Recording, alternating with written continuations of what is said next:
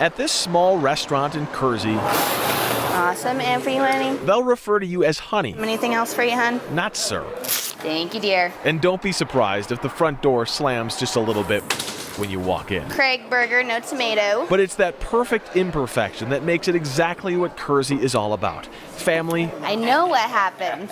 and friends.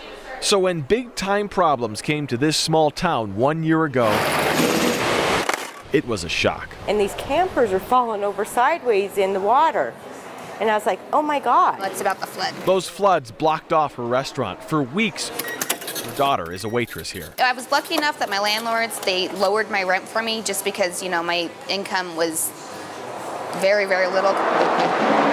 Eventually, US 34 got a temporary fix. The roads were open again and business was back. CDOT's Johnny Olson had to fix it all. First responders couldn't get in. We couldn't do our work. When you start realizing that, transportation really rose like, wow, it's that important. He, along with hundreds of others, went to work.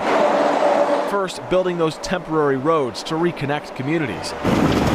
US 36 into Estes Park is the first one to be 100% finished, but it's also just the beginning. We had 486 lane miles of road closed. It was at 120 lane miles of total loss. That's about the distance from Denver to Pueblo.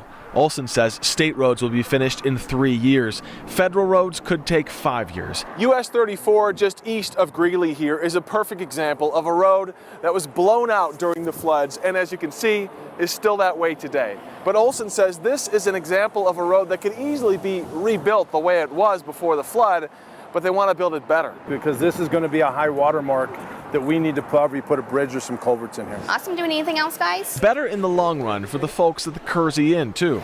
The day those floods came in is a day they hope they never see again. Every time, we get our flood warnings, they're always afraid, it's going to happen again. They're hoping and praying that if it does, CDOT has done its job to keep our roads intact, to keep our businesses running, and to keep our families together.